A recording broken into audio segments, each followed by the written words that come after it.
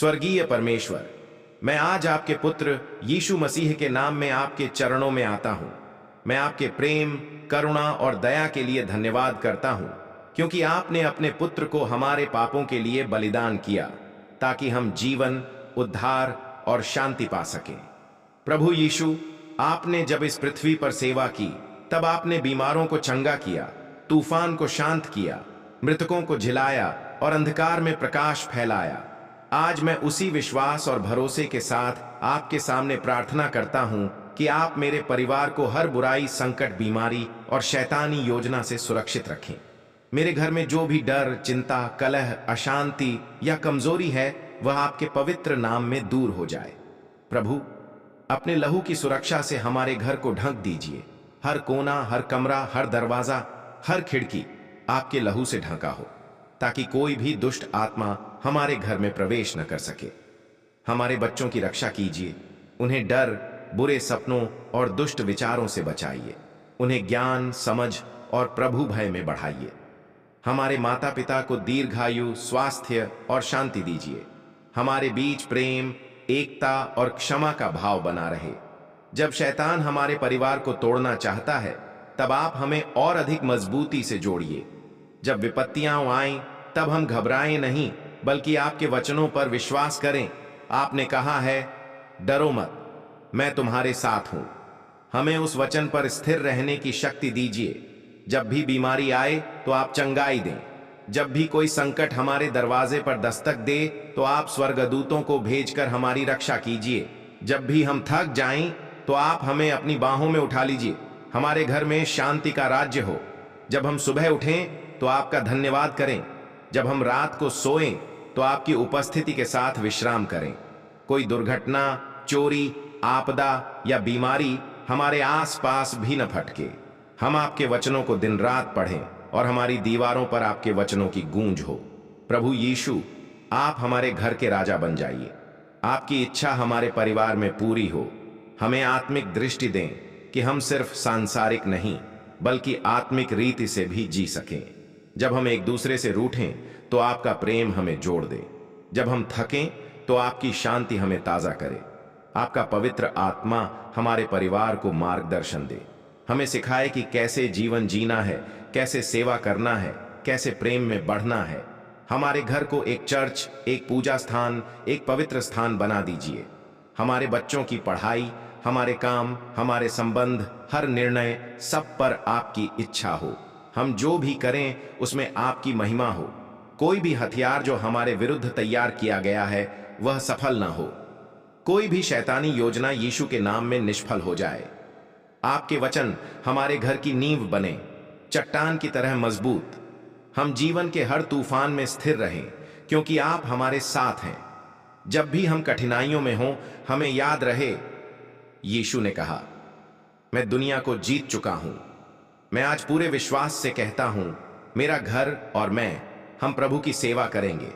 हमारा परिवार आपके अधीन रहेगा। कोई भी बाहरी शक्ति हमें आपकी उपस्थिति से अलग न कर सके। हम आपकी आंखों के तारे बने रहें और आपकी योजना में उपयोग किए जाइए। प्रभु यीशु, जब आप इस धरती पर थे, आपने किसी को निराश नहीं लौटाया।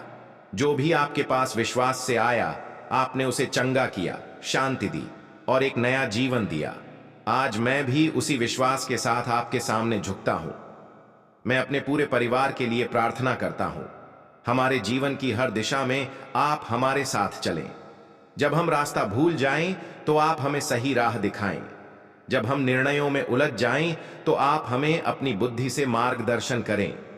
जब हम थकें तो आप हमें नई शक्ति दें। आप हमारे बच्चों को बुरे संगत, बुरी आदतों और गलत रास्तों से बचाएं।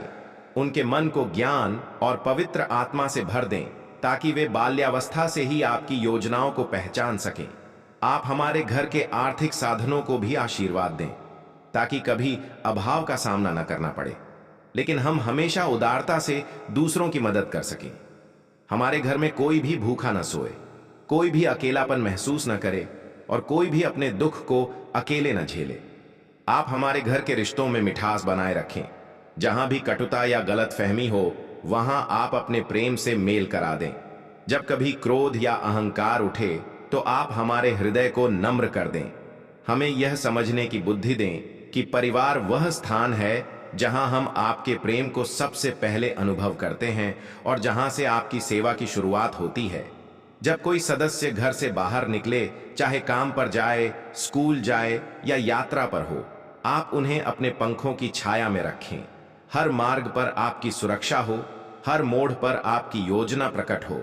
कोई दुर्घटना, कोई चाल, कोई बुराई उनका बाल भी बांका न कर सके। आप उन्हें चारों ओर से अपने स्वर्गदूतों से घेर कर रखें। आप हमारे परिवार में अपने अनुग्रह की वर्षा करते रहें। जो बीमार हैं उन्हें चंगा करें, जो थके हुए हैं उन्हें विश्राम दें, जो टूटे हुए हैं उन्हें फिर से जोड़ दें, और जो खोए हुए हैं उन्हें अपने प्रेम में वापस बुला लें। हमारे घर में कभी भी अभिशाप नहीं, केवल आशीर्वाद गूंजे। कोई आंसू हो तो वह प्रार्थना में बदल जाए, कोई घाव हो तो वह गवाही में बदल जाए।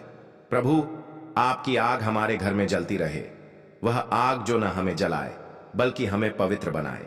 आप हमारे बच्चों की पीढ़ियों तक एक उदाहरण रखें कि उनका पूर्वज एक ऐसा जन था जिसने पूरे परिवार को प्रभु की सुरक्षा में रखा। आपकी आस्था का वचन हमारी दीवारों पर लिखा हो और आपके प्रेम की गवाही हमारी बातचीत में हो। आपके प्रेम में डूबा हमारा घर आपके राज्य का प्रतिबिंब हो। जब कोई हमारे घर आए तो वह कहे, यहां कुछ अलग है, यहां शांति है, यहां प्रेम है, यहां परमेश्वर का वास है। प्रभु, हमारा परिवार सिर्फ एक छत और दीवारों का समूह न हो, बल्कि यह एक जीवित मंदिर हो जहां आपकी स्तुति होती हो, आपकी उपस्थिति महसूस की जाती हो और आपकी महिमा प्रकट होती हो। प्रभु, हम आपके हाथों में अपने वर्तमान को भी सौंपते हैं और अपने भविष्य को भी। हर दिन, हर रात, हर पल आप हमारे साथ रहें। जब हम कमजोर हों तो आप हमारे सहारा बने। जब हम गलतियां करें तो आप हमें सुधारें। जब हम सफल हों तो आप हमें नम्र बनाए रखें।